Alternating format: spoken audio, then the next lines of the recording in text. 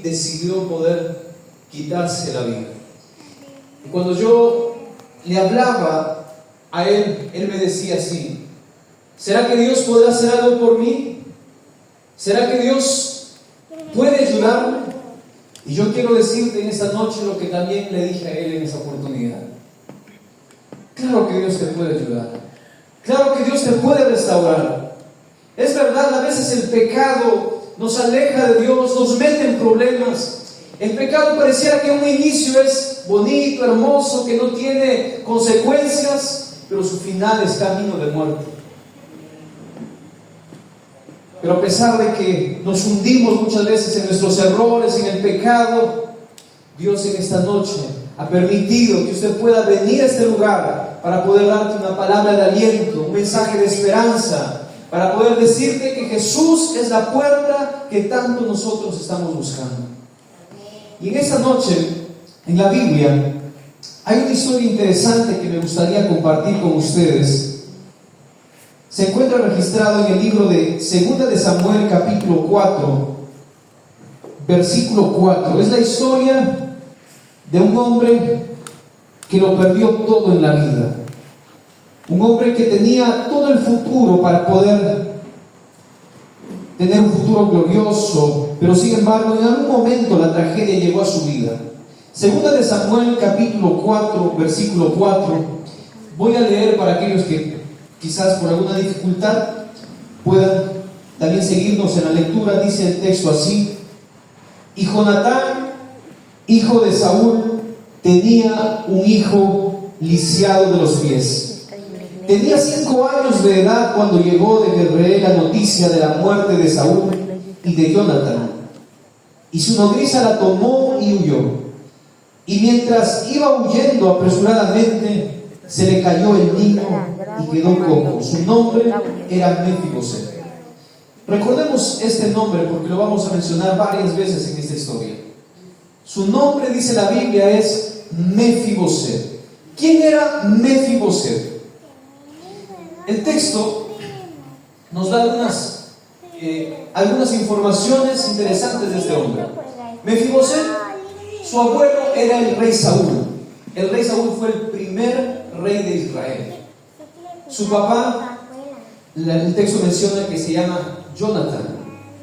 Entonces, si algo llegaba a sucederle al rey Saúl, el que tenía que asumir el trono, el nuevo rey sería Jonatán. Y si algo llegaba a pasarle a Jonatán y él fallecía, el que tenía que ocupar ese lugar era Mefiboset. Entonces, era un niño que tenía un futuro glorioso. Nació en el palacio. Su futuro era ser el rey de Israel. Si nosotros quisiéramos contextualizar la historia para nuestro tiempo, él tendría todos los siervos, todos los empleados allí a su orden. Tendría los mejores juguetes, los mejores cuidados. Era un niño con mucho futuro. Pero sin embargo, algo llega a suceder. En el momento en que menos espera, llega una mala noticia. Porque los problemas son así. Hay muchos problemas que son parte de nuestros errores. Pero hay problemas que son impredecibles. No nos avisan. Llegan en el momento en que menos esperamos. Y allí se dice que llegó la noticia que había fallecido Saúl y Jonatán, su hijo. Entonces el nuevo rey que se estaba estableciendo para poder establecer de manera absoluta su monarquía, tenían que matar a todos los familiares del rey Saúl, y aún más Mefiboset era el blanco favorito. Entonces allí el texto nos dice que la nodriza, la persona que cuidaba a Mefiboset, queriendo que no muriera Mefiboset, ella tiene compasión y coge al niño y comienza a correr. Yo me imagino que se escapa en la noche por el bosque allí, y mientras ella huía en la desesperación, yo no sé qué pasó allí, pero ella tropieza y deja caer a un niño que tenía 5 años. Y el golpe fue tan fuerte, que se quebró los pies. Y nunca más pudo caminar. La historia de Mefiboset, sabes, es una historia triste. Segundo de Samuel capítulo 9 nos dice que él llegó a vivir en un lugar que se llama Lodebar. ¿Saben lo que significa Lodebar? Lodebar es un lugar seco, un lugar polvoriento, donde solo hay miseria. Lodebar es sinónimo de sueños frustrados. Lodebar es sinónimo de cosas injustas que nos han pasado en la vida. Mefiboset, antes él tenía todos los siervos a su disposición. Él nació en el palacio. Su futuro era ser el rey de Israel. Pero ahora él estaba quebrado de los pies. Sus padres habían muerto. Él ya no estaba en el palacio. Él estaba allí en un lugar muy lejos de su casa, mendigando. Y yo pregunto en esta noche, ¿qué de malo hizo este niño para merecer las cosas que llegaron a sucederle? ¿Qué de malo hizo Mefiboset para que él llegara a esa condición? Nada. Y es que muchas veces en esta vida usted no tiene que ser malo necesariamente para que lleguen a sucederle cosas malas. En esta vida, en este mundo de pecado, el dolor, la tragedia llega muchas veces también incluso para las personas buenas. Conversaba con un amigo. En un instante, en el tiempo que él menos esperaba, recibe una noticia y sus padres acababan de tener un accidente y su mamá había perdido la vida. Y ahí él me decía, pero ¿por qué? Si yo estoy sirviendo a Dios, si yo voy a una iglesia, si yo le sirvo a Dios. ¿Saben? La mayoría de las personas que hoy no quieren saber nada de Dios, que hoy no creen en Dios, fueron gente que en un principio sí creyeron en Dios, sí confiaron en Dios. Pero en algún momento el dolor, la tragedia llegó a su vida y preguntas, ¿por qué Dios no pudo hacer nada? ¿Dónde estuvo Dios cuando yo más necesitaba? ¿Por qué Dios no pudo curar a mi familiar si yo tanto lo amaba? ¿Dónde está Dios? ¿Acaso a Dios no le importa lo que me pasa? Preguntas que son más grandes que nuestra fe. Yo no conozco tal vez lo que tú estás viviendo en este momento, pero por la ley de las probabilidades, aquí hay personas que hace poco han perdido un familiar querido. Aquí hay personas que están cargando una preocupación grande en sus vidas y se preguntan, Señor, ¿qué hago? ¿Para dónde voy? Aquí hay personas que se preocupan porque ya no saben qué hacer, cómo poder ayudar a sus hijos, que ya no les obedecen, un hijo rebelde. Tu matrimonio se está quebrantando, estás en una enfermedad. Yo no sé la situación que tú estés viviendo, pero Dios ha permitido que usted pueda llegar a este lugar, porque el Señor en esta noche te dice de que para Él eres importante, eres de gran estima para Dios. Y el texto, segunda de Samuel capítulo 9, versículo 3, nos sigue narrando un poco más de la historia de este niño llamado Mefiboset. En una ocasión, se cuenta allí en 2 de Samuel capítulo 9, versículo 3, el rey David, ya el nuevo rey, un día se levanta, y él se levanta con una preocupación muy grande. Él se recuerda que había hecho una promesa a su amigo Jonatán. Jonatán era el mismo padre de Mefiboset. ¿Y cuál era la promesa que David había hecho? Que si él llegaba a ser rey de Israel, él iba a tratar con misericordia a su familia de Jonatán. Y él se acuerda de esa promesa. Y de repente se le cruza a alguien. Al fondo estaba pasando allí un siervo que se llama Siba. Siba era un sirviente que había trabajado para el rey Saúl, pero como Saúl murió, ahora estaba trabajando para el rey David. Y le dice, ¡hey, Siba! Y él llega, Siba llega y dice, sí, rey. Siba, tengo una duda. Tú conoces más la familia de Saúl. ¿Habrá alguien con quien yo pueda hacer misericordia por amor a Jonathan? Y ahí Siba se recuerda de Mefiboset y le dice, sí, hay un niño, bueno, esta vez ya no era un niño, ya habían pasado muchos años. Hay alguien que se llama Mefiboset. Es un hombre que vive en Lodebar.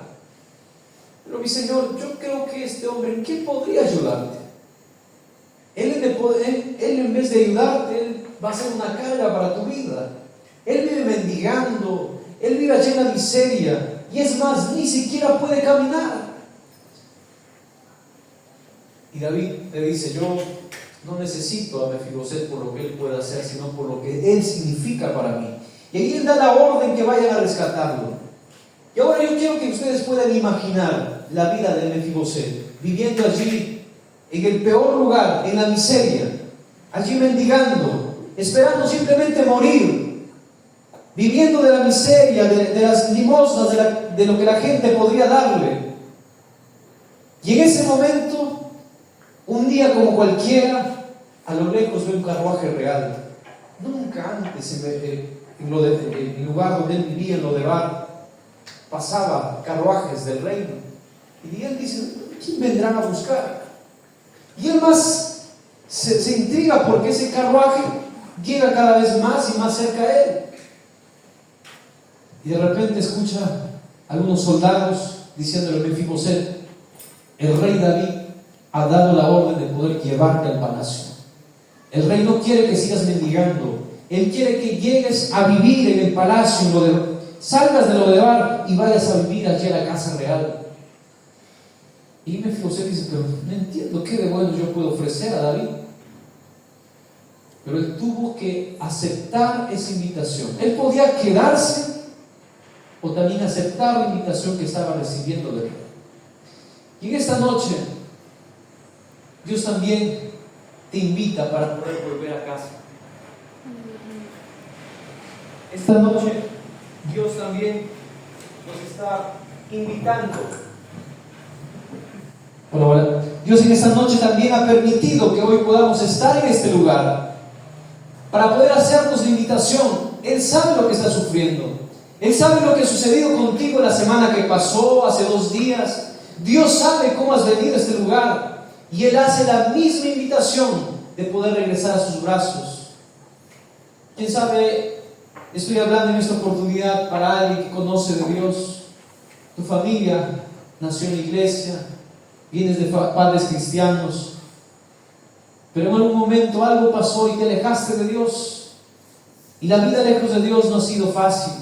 A veces pensamos que alejándonos de Dios nos va a ir peor, nos va a ir mejor, pero a veces es peor. Y finalmente, 2 de Samuel capítulo 9 y 10, se encuentra el momento donde David y Mefiboset llegan a encontrarse. Y allí, imagínense la escena, llega el carruaje, Mefiboset ni siquiera puede bajarse por sí solo. Hay soldados que tienen que ir a ayudarlo, y allí dan la orden y dicen, anunciamos la llegada de Mefiboset. Y allí sale el rey David para poder recibirlo. Mefiboset no tenía ni siquiera condiciones de poder ver al rey David. Se sentía indigno, sucio, mendigo. Y de repente David dice, Mefiboset, yo no te he traído para juzgarte. Yo no te he traído a ese lugar para poder hacerte daño. Yo te he traído a ese lugar para bendecirte. Todo lo que fue de tu padre, todo lo que fue de tu familia, yo te lo devuelvo. Y es más, de aquí para adelante, mientras yo viva, todos los días de tu vida comerás en la mesa del rey. Mefiboset casi no podía creerlo. Miren, ayer él vivía en Lodebar, un lugar seco y polvoriento, arrastrando sus piernas, comiendo y respirando polvo. Mas ahora su vida cambió totalmente. Ahora él duerme en sábanas de seda. Tiene siervos que vienen y le dicen, mi señor, ¿está listo para que le ayudemos a dormir esta noche? ¿A qué hora le gustaría que le despertemos el día de mañana? ¿Qué le gustaría tener de desayuno? El rey y sus hijos le están esperando en el palacio para poder almorzar. Y cuando él llegaba al palacio, ya allí el momento de la mesa para comer, ni siquiera tenía que preocuparse por sus atrofiadas piernas, porque el mantel real cubría incluso sus piernas y nadie se daba cuenta que estaba lisiado. Y tal vez Mefiboset pregunta, yo no sé por qué David me trata así, pero tampoco puedo negarlo. Y en voz alta pienso que dice: pasen el pan, por favor, disfrutando de ese hermoso momento. ¿Saben? La historia de Mefiboset es nuestra historia. La historia de Mefiboset, allí en esa historia se encuentra la historia del ser humano. Un día Dios creó al ser humano para que fuera feliz, para que fuese feliz al lado de Dios. Pero nosotros decidimos hacer nuestra propia vida y nos apartamos de Dios y llegamos a la miseria de esta vida. Pero Dios nos manda para poder regresar a casa. Esta noche Dios te invita de que puedas venir a Él. Yo recuerdo que estaba viajando en uno de esos viajes muy largos. Estaba dirigiéndome a Pucallpa, de Jaén a Pucallpa. Eran muchas horas de viaje en bus. Y para empeorar la situación, a mi lado había un hombre lleno de tatuajes en su cuello, cicatrices en su cara, y con solo mirarlo infundía temor. Pero pasó algo raro, porque yo tendría que haber comenzado a predicarle a él, pero él comenzó a predicarme a mí. Y él me dice: yo no tenía condiciones para poder libertarme del poder del alcohol. Una botella de alcohol me vencía. Por culpa del alcohol perdí mi familia, mis hijos. Cuando llegaba a casa buscaba cualquier pretexto para hacer problemas a su esposa. Sus hijos corrían de miedo a medianoche, de frío, por las calles. Y él decía: yo sé que estoy mal, yo sé que necesito cambiar, pero cada vez que quiero mejorar de vida, cada vez que quiero mejorar, vuelvo a caer. Pero un día el Evangelio de Cristo llegó a su vida.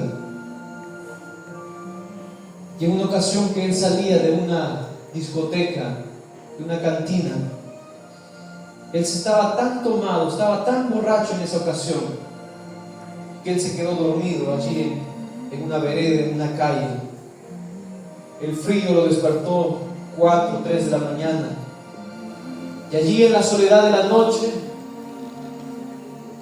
había luna llena en ese momento. Él se sintió solo, indigno. Y él dijo: ¿qué estoy haciendo con mi vida? Comenzó a mirar su ropa, parecía un mendigo. Y él decía: tanto tiempo viviendo en lo mismo. Y en ese momento él sintió ganas de llorar. Y él, mirando al cielo, dice así: Señor, yo no sé si realmente tú existes. Yo no sé si realmente tú eres Dios. He escuchado a tantas personas hablar de ti, pero Señor, yo no sé si realmente tú eres aquel Dios que tanto las personas predican. Pero Señor, si realmente tú existes, si tú eres Dios, por favor, Señor, quítame las ganas de beber. Porque si tú no haces algo en mi vida, Señor, yo voy a ir nuevamente a ese mismo lugar, pero yo ya no quiero seguir con esta vida. ¿Cuánto tiempo he vivido lejos de ti y lo único que he hecho es herirme a mí mismo? Por favor, Señor, haz algo, ayúdame. Y fue en ese momento en que Dios quebrantó la vida de este hombre. Porque no hay oración sincera que no sea contestada por Dios. No hay lugar tan hondo, no hay lugar tan lejos que el amor de Dios no pueda rescatarte, porque así es el poder de Dios. Y en esta noche yo quiero decirte de que el Dios el cual predico no es un Dios de hadas, no es un Dios de cuentos, no es un Dios real. Hay muchas personas que dicen así: yo no sé si realmente Dios existirá. Pero sabes, aquel Dios que cambió a este hombre es aquel Dios que también esta noche quiere cambiar tu vida. Aquel Dios que ha cambiado a tantas personas en la historia es aquel Dios que en esta noche te llama para poder reconciliarte. Aquí hay personas que por primera vez quizás están escuchando un mensaje, pero también aquí hay personas que asisten mucho tiempo a una iglesia. Pero estar en una iglesia no significa que somos verdaderos cristianos. Así como estar en un garaje no nos convierte en un auto, estar en una iglesia no significa que seamos verdaderos cristianos. En esta noche yo quiero invitarte de que tú puedas venir a Jesús, decirle: Señor, tú conoces mi vida, tú conoces mi condición. Yo no sé, querido, cómo has venido esta noche a este lugar. Tal vez has venido con problemas de casa, con dificultades, pero Dios esta noche ha permitido que puedas llegar a este lugar porque Él quiere sanar tu corazón. Él quiere darte una nueva oportunidad. Qué maravilloso es el poder de Dios, porque un día Él te encuentra perdido, Él te encuentra sin esperanza, pero cuando regresamos a Él, Él te da una nueva vida, Él te da un nuevo comienzo, Él te da una nueva condición. Por eso esta noche yo quiero terminar el mensaje haciendo una oración especial por ti. Yo quiero